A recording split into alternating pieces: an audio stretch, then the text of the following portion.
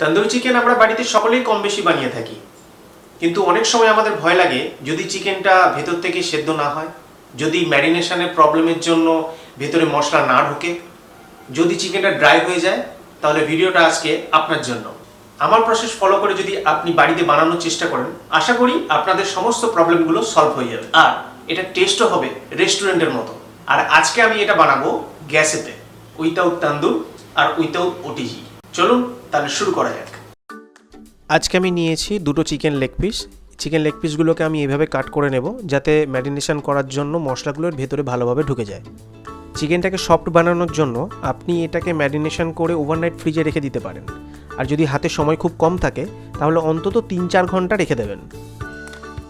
আমি আজকে চিকেনটাকে ম্যারিনেশন করে 3 ঘন্টা রেখেছিলাম।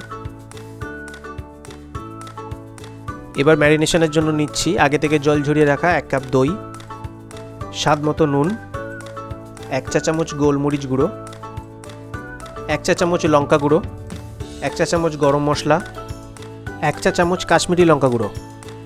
এর মধ্যে নেব 1 টেবিল চামচ বেসন, 1 টেবিল চামচের থেকে একটু বেশি আদা রসুন পেস্ট, 2 চিমটি মতো রেড ফুড কালার, 1 টেবিল চামচ লেবুর রস। আমি ফুড কালারের উপর লেবুর রসটা দিয়েছিলাম বলে এরকম কালার এসে গেছে। এর মধ্যে 1 টেবিল চামচের মতো সরষের তেল দিয়ে এটাকে ভালো করে মিশিয়ে নেব। এর মধ্যে এবার চিকেনগুলোকে দিয়ে দেবো এবং চিকেনগুলোকে ভালো করে এই মশলার সাথে মাখিয়ে নেব। এবার চাপা দিয়ে ম্যারিনেশনের জন্য 3 ঘন্টা রেখে দেবো। এরই মাঝে আমি চাটনিটা বানিয়ে নেব। তার জন্য নিয়েছি ফ্রেশ ধনেপাতা, কিছু পুদিনা পাতা, 4টে কাঁচা লঙ্কা, 6-7টা কোয়ার মতো রসুন, 2 টেবিল চামচের মতো ফেটিয়ে রাখা টক দই এবং নুন স্বাদ মতো দিয়ে এটাকে পেস্ট বানিয়ে নেব। পেস্ট হয়ে গেলে এর মধ্যে দিয়ে দেবো 1 চা চামচ চাট মশলা এবং 1 চা চামচ জিরে গুঁড়ো দিয়ে এটাকে মিশিয়ে চাটনিটাকে রেডি করে নেব। এবার চিকেনটাকে রেডি করার জন্য লো ফ্লেমেতে একটা প্যান নিয়েছি এবং তার মধ্যে 1 টেবিল চামচের থেকে একটু বেশি বাটার নিয়েছি এবং এটাকে ভালো করে স্প্রেড করে নিচ্ছি। এর মধ্যে এবার ম্যারিনেট করে রাখা চিকেনগুলোকে তুলে নিচ্ছি। চিকেনের এক দিকটা 5 মিনিট মতো ভাজা হয়ে গেলে এটাকে উল্টে দিচ্ছি অপর দিকটা ভাজার জন্য। এর মধ্যে এক্সট্রা মশলাগুলো দিয়ে দেবো এবং এটাকে ভালো করে ভেজে নেব। একইভাবে চিকেনগুলোকে উল্টে পাল্টে 5 মিনিট ধরে চাপা দিয়ে ভেজে নেব যতক্ষণ না এটা ড্রাই হয়ে যায়।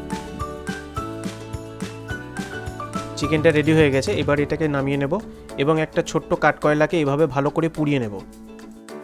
এবার কড়াইয়ের মধ্যে ছোট্ট এরকম একটা বাটি নেব, তার মধ্যে পোড়ানো কাঠকয়লাটাকে দিয়ে দেবো এবং তার মধ্যে অল্প করে ঘি দেবো। ধোঁয়া ওঠার সঙ্গে সঙ্গেই চাপা দিয়ে দেবো 10 থেকে 15 মিনিটের জন্য, সুন্দর একটা স্মোকি ফ্লেভারের জন্য। Restaurant style tandoori chicken serve করার জন্য একদম রেডি। একদিন বাড়িতে বানিয়ে শেয়ার করুন আমার সাথে কেমন লাগলো।